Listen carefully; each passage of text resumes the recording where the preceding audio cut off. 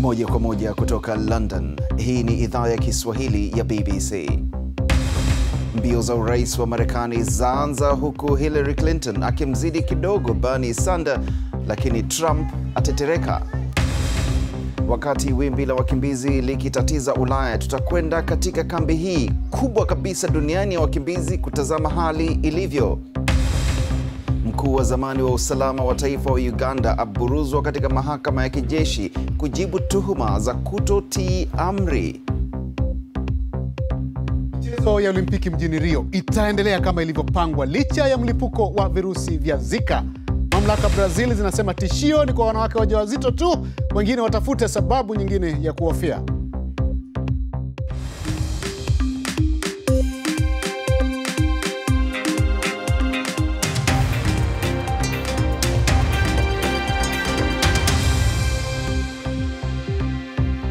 Hujambo na karibu katika Dira ya Dunia kutoka idhaa ya Kiswahili ya BBC, ikikuletea dakika 30 za habari, maelezo, uchambuzi, maoni na michezo. Jina langu ni Salim Kikeke nikiwa hapa London.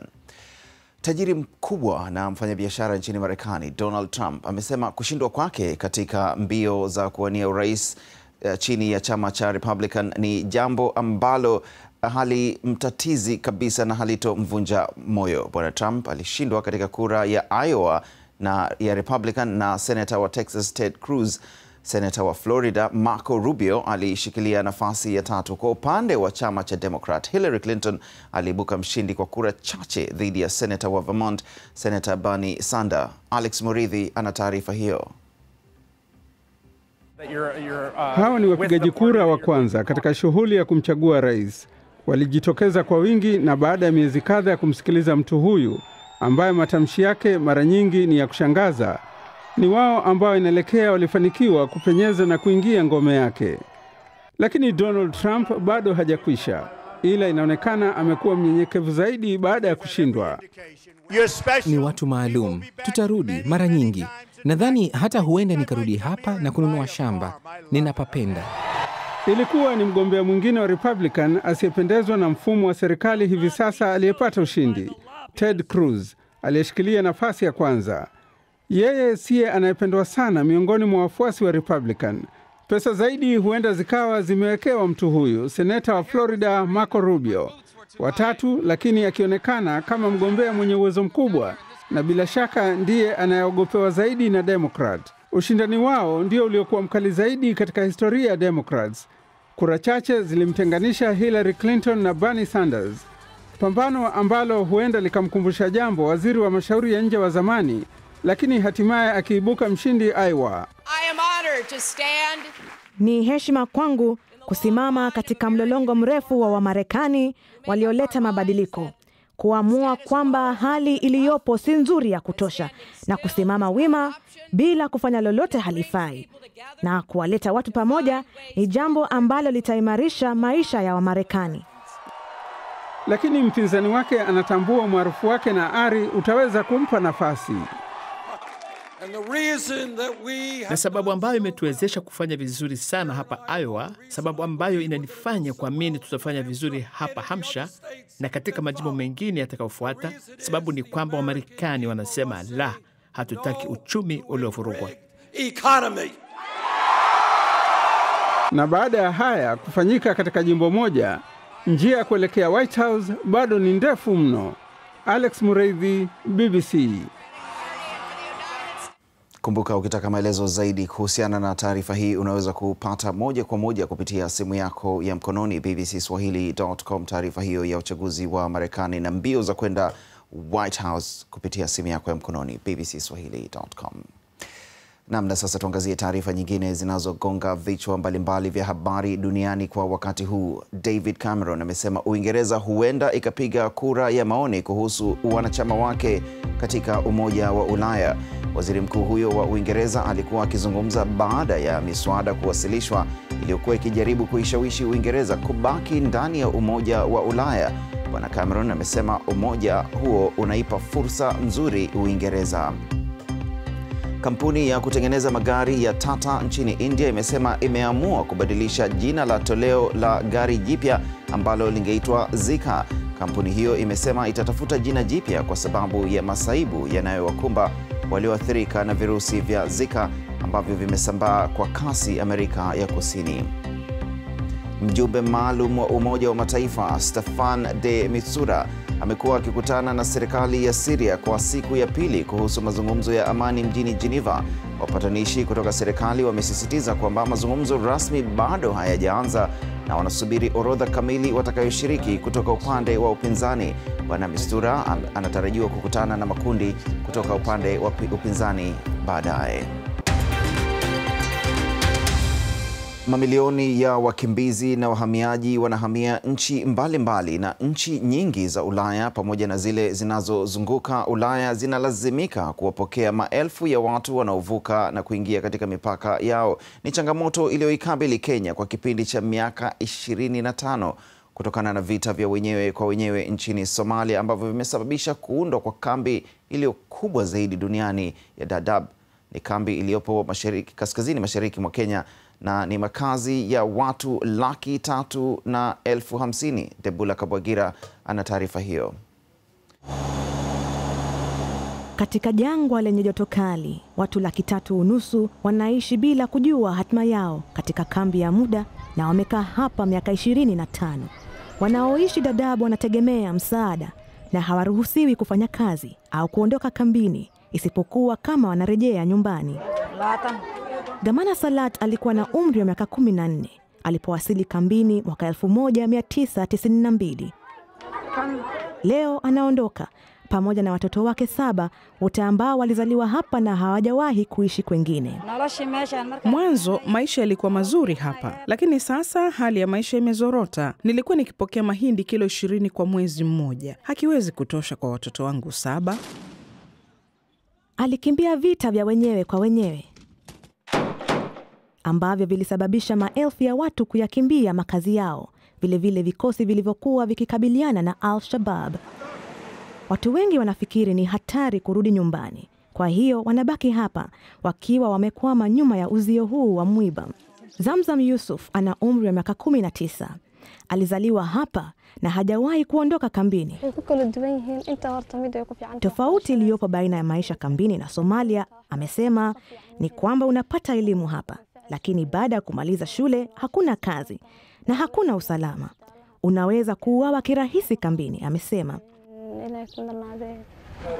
Hapa usajili kwa kutumia alama za vidole ili kuwagawia watu chakula unaendelea. Wafadhili kama Tume ya Ulaya wanaamini elimu bora ni muhimu, lakini kulikabili swala la uhamiaji kuna maanisha kushughulikia sababu za watu kukimbia. Hii ndio maana nafikiri ni muhimu mwanzo kutatua chanzo cha matatizo haya. Kama sivyo, itakuwa si ajabu kuona masaibu kama haya. Na sio hapa tu, lakini pia Afrika Kaskazini, Uturuki, Libya na Lebanon. Baadhi ya watu wanarudi Somalia iliyobadilika, lakini kuondoka inaweza kuwa vigumu zaidi kuliko kusalia kambini. Debula Kabwagira, BBC. Naam, katika matangazo haya baadaye kidogo, idadi ya watu wanaokosa chakula barani Afrika inazidi kuongezeka kutokana na El Nino ambapo mazao yameharibika na mamilioni ya watu wapo hatarini. Tutakuwa na taarifa hiyo. Matangazo yetu ya Radio Kumbuka yanaweza kusikika pia kupitia tovuti yetu maridadi kabisa bbcswahili.com. Hii ni Dira ya Dunia kutoka idhaa ya Kiswahili ya BBC London.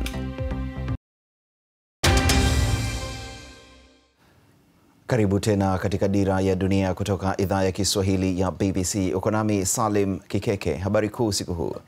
Senator wa Texas Ted Cruz anayewania urais kupitia chama cha Republican nchini Marekani amemshinda mpinzani wake tajiri mkubwa na mfanyabiashara Donald Trump kwenye kura za awali katika jimbo la Iowa. Trump anasema hajavunjika moyo. Kwa upande wa chama cha Democrat, Hillary Clinton amepata ushindi mwembamba dhidi ya seneta wa jimbo la Vermont Bernie Sanders. Wakati wa mataifa ya Ulaya yakihangaika na mamilioni ya wakimbizi wanaotafuta hifadhi, nchi ya Kenya changamoto hiyo imekuwepo kwa muda mrefu. Kambi ya Dadaab nchini humo, kubwa zaidi duniani, inahifadhi wakimbizi wengi kutoka Somalia kwa zaidi ya miaka 25. Nchi nyingi zinalalamika kupokea maelfu ya watu. Aliyekuwa mkuu wa idara ya ujasusi nchini Uganda, Jenerali David Sejusa, na anayefahamika kwa kuikosoa serikali ya Rais Yoweri Museveni, leo ameshtakiwa kwa makosa kadhaa, ikiwa ni pamoja na kutoweka jeshini na kuingilia siasa akiwa bado ni mwanajeshi.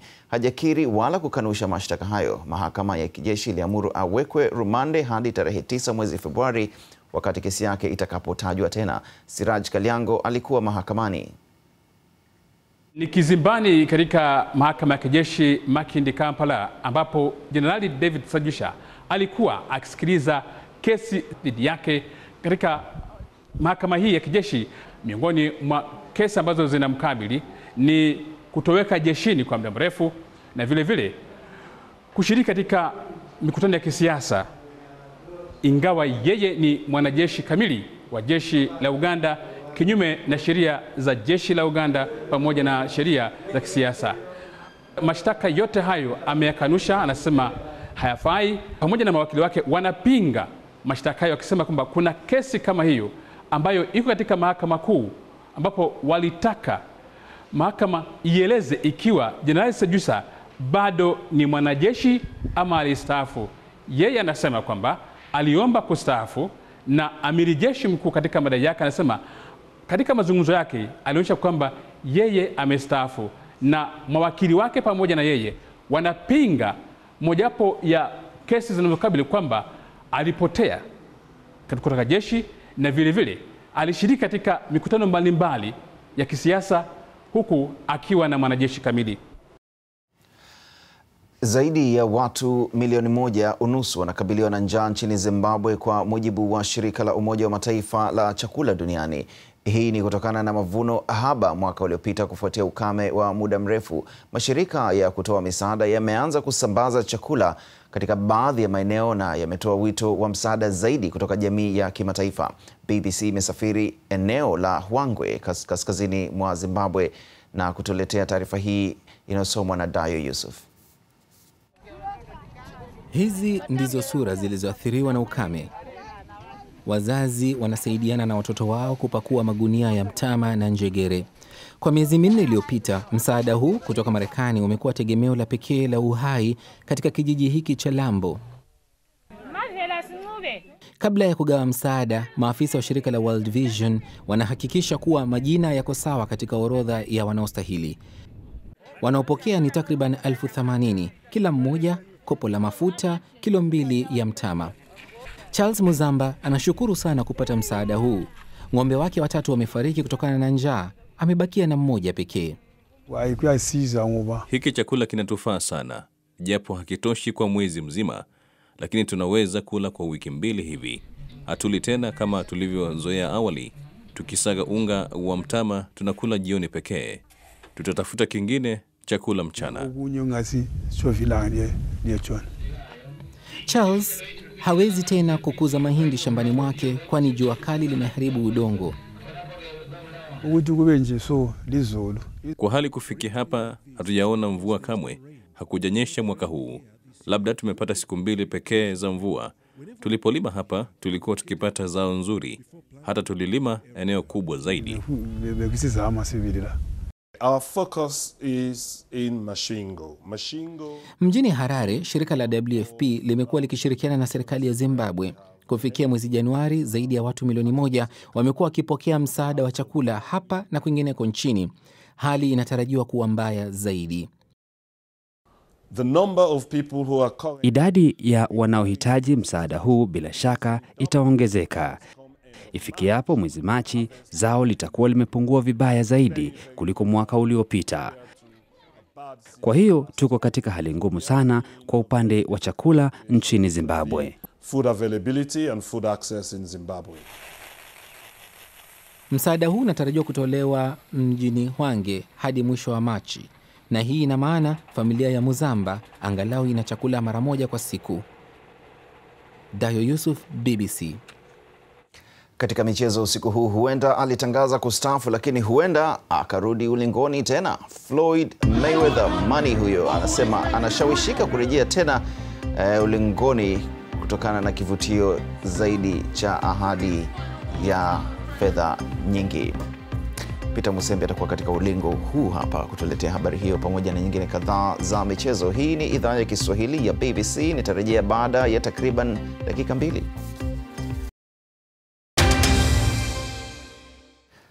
Karibu tena katika Dira ya Dunia kutoka idhaa ya Kiswahili ya BBC. Tuende kwake moja kwa moja Peter Musembi kwa habari za michezo. Sahihi kabisa Salim, na Ijumaa hii itakuwa imebakia miezi 6 kamili kabla ya kuanza michezo ya Olimpiki mjini Rio, Brazil. Katika majuma kadhaa yaliyopita, Brazil imekuwa inagonga vichwa vya habari kutokana na mlipuko wa virusi vya Zika, lakini serikali imesema michezo itaendelea kama ilivyopangwa licha ya mlipuko huo. Mamlaka za nchi hiyo zinasema hakuna hatari yoyote kwa wanamichezo na mashabiki isipokuwa wanawake wajawazito tu.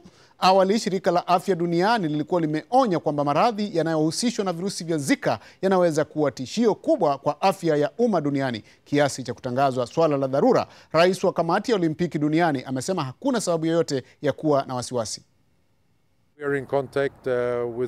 Tumekuwa tunawasiliana na kamati za kitaifa za Olimpiki katika nchi zote 206 wanachama. Nazo kamati hizo zimekuwa na mashauriano na mamlaka za afya katika nchi zao. Na hii inatupa imani kwamba kabla ya michezo ya Olimpiki kuanza mjini Rio, kutakuwa na mazingira mazuri na ya kufaa kwa wanamichezo wote na mashabiki. Naam, nina hakika hujalisahau pambano kubwa la masumbwi mwaka jana kati ya Manny Pacquiao na Floyd Mayweather, anayejiita hodari wa mahodari wote, na amejiongezea jina lingine Floyd Moneyman Mayweather kutokana na pesa nyingi alizopata katika ndondi. Utakumbuka baada ya kumshinda Manny Pacquiao mwaka jana, Mayweather alitangaza kustaafu. Alistaafu bila kupoteza pambano hata moja baada ya kushinda mataji 12 ya dunia. Lakini katika mazungumzo na BBC ameashiria uwezekano wa kurejea tena ulingoni kupigana. Nimekuwa napata ushawishi kurejea huku nikiahidiwa pesa nyingi mno. Maishani sijapata kushawishiwa kwa kiasi kikubwa cha pesa hivyo kutoka nchi mbalimbali. Kwa sasa nalinda uaminifu wangu kwa mapromota wangu wa MTG. Wamenitendea vizuri sana. Nimebarikiwa kuwa nao, nikapata pesa nyingi sana ambazo nimewekeza, na huenda nikashawishika kurejea kucheza hata kama sio kwa ajili ya pesa, lakini itabidi nilipwe kwa sababu jina langu linamaanisha pesa, yani Floyd Money Mayweather. Na bado ni kijana. Usiku huu kuna mechi 8 kwenye ligi kuu ya England baada ya kumalizika kwa dirisha dogo la usajili ambalo alikuwa na mbwembwe nyingi kwa kweli. Utakuwa ni wakati wa kutazama nani ataichezea timu mpya kwa mara ya kwanza. Leicester City wanalenga kubakia kileleni wanapoipokea Liverpool na wakihimizika na habari njema kuwa mshambuliaji wao matata Jamie Vardy ameongeza mkataba wake kwa miaka 3 zaidi. Arsenal linawaalika Southampton katika Emirates ikitafuta kupanda kwenye nafasi hiyo kama Leicester watatetereka, lakini pia wakipania kulipiza kisasi kufuatia kushindwa na Southampton 4-0 mwishoni mwa mwaka uliopita. Manchester City pia wana nafasi ya kupanda kileleni ikiwa watawashinda wenyeji wao Sunderland usiku huu. Ni hayo tu katika michezo usiku huu. Salim. Sasa na Peter Musembi, na matokeo ya mechi zote haya unaweza kuyapata kupitia bbcswahili.com. Na tukiendelea na taarifa nyingine, takriban watoto 5 wenye umri chini ya miaka 5 wanakufa kila dakika duniani kote, wengi wao kwa surua na polio, magonjwa yanayoweza kuzuilika kwa chanjo. Sasa Rais mstaafu wa Tanzania Jakaya Kikwete ameteuliwa kuwa balozi wa masuala ya chanjo barani Afrika. Ni uteuzi wa muungano wa mashirikisho ya chanjo duniani Gavi kuhamasisha chanjo kwa watoto. Mwandishi wa BBC Sami Awami amezungumza na Kikwete akiwa mjini Addis Ababa. Tanzania tumefanikiwa sisi kufikisha lengo la milenia kuhusu kupunguza vifo vya watoto ni kwa sababu kwa kweli tumefanikiwa kwenye upande wa chanjo. Na mfano wa halisi wa mafanikio tuliyopata kwenyewe, mnaamini kwamba tukifanya hivyo tutaokoa maisha ya watoto wengi. Kazi ya kuajiriwa staki. Kwa nini labda? Kazi ya kuajiriwa nimeshafanya ya juu kabisa duniani. Kazi ya kuajiriwa ni ya kuwa rais. Hiyo ndio kazi kubwa nimefanya. Lakini hii kwamba mtu anasema kama kuna tatizo mahali hapa nenda ukasaidie. Wakati mmoja Umoja wa Afrika waliniomba niende Komoro pale nikazungumza na viongozi wale. Nikaenda nikazungumza nao, lakini nimefanya kazi ile siku moja, nimerudi nyumbani, nimeendelea na kuangalia ng'ombe zangu na kilimo changu cha mananasi. Sasa hawa wameniomba Gavi nifanye kazi hii ya kuwa balozi wa chanjo. Nitafanya tu kwa sababu nadhani kwa sababu hainiondoi. Nafanya hii, narudi nyumbani, naendelea na shughuli zangu. Kwa hiyo nimesema Nilichopumzika mimi ni kuwa rais wa nchi ile, lakini kwa maana ya shughuli zozote zinazoweza kuwa na mchango kwa nchi yangu, mchango kwa maendeleo ya wanadamu barani Afrika na duniani, hizo nitaendelea kuzifanya. Inaweza kuwa ni la muhimu, lakini nchi mbalimbali Afrika wana vipaumbele vyao vingine tofauti, wanasumbuka na vita, masuala ya miundombinu na vitu kama hivi hapo. Unadhani mtafanikiwa kwa kiasi gani sasa ili kwamba kuona kwamba mradi huu ambao umeanza utafanikiwa kwa muda na kwa namna ambayo nyinyi mlikuwa mnaitaka? Jambo la kwanza ni kwamba katika nchi zote za Afrika, mimi hakuna nchi hata moja haifanyi shughuli ya chanjo. Sasa kiwango cha mafanikio kinatofautiana. Nchi 20 Afrika zimeshapita kiwango cha 90%. Kuna nyingine ambazo zinakaribia 50%. Sasa nyingi ziko katikati ya 50 na 90. Hawa ambao wako kwenye mazingira ya migogoro mara nyingi ndio wako chini. Kwa hiyo migogoro ile ya vita na migogoro ya kisiasa inapunguza kasi na nguvu na uwezo wa kuweza kufanikisha jambo hili. Sasa katika mazingira yote tutatambua mazingira yote. Sasa ni namna gani tutafanya kazi na wale ambao wako kwenye mazingira ya vita, lakini watoto waweze kuwa. Kwa mfano nchi hizi za Liberia, Sierra Leone na Guinea, ambako nilikuwa mwenyekiti wa ile panel ile, tumaliza kazi yetu Jumatatu iliyopita, zilikuwa zimefanikiwa sana kwenye chanjo. Lakini baada ya tatizo la Ebola wameshughulikia tu kushughulika na kuokoa maisha ya watu kwenye zao ngoja. Kwa hiyo zote zimegundulika kwamba sasa nazo zimeteremka kwenye chanjo. Lakini naamini maadamu sasa tatizo limekwisha, wakiendelea kupata msaada kutoka Gavi, watarudi pale walipokuwa na hata kuzidi hapo.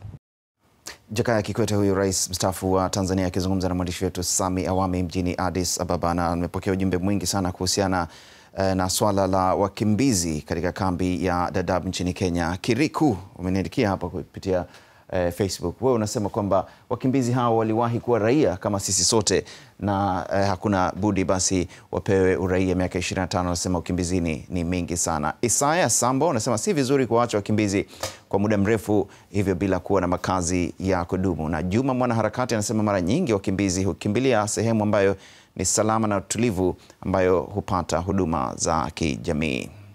Naam, jumbe wako unaweza kutuandikia kupitia Facebook, hali kadhalika pia kupitia Twitter.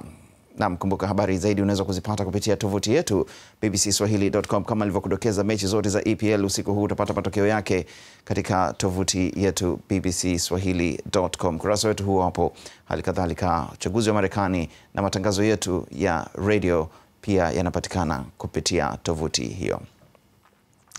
Naam, na hatimaye jamii ya wasiovaa nguo imekutana katika pwani ya Mexico kushiriki katika tamasha la 6 la tamasha la kutovaa nguo. Tamasha hili lilianza siku ya Ijumaa na kuhusisha shughuli mbalimbali kama vile, ziko wapi picha? Ni kuonyesha hilo tamasha. Wanaanza hapo kwa kuchojoa, na tamasha hilo linahusisha mambo mbalimbali, yoga, michezo, kuigiza, na washiriki wote utakiwa kuchojoa kama hapo ulivyoona. Peter, usifanye hivyo. Washindani wachache sana wale. Mpaka hapo tumefika mwisho wa Dira ya Dunia. Ungana nasi tena hapo kesho sana wakati kama huu. Mimi ni Peter Musembi. Mimi ni Salim Kikeke, na watakieni usiku mwema. Alamsiki. Mimi siwezi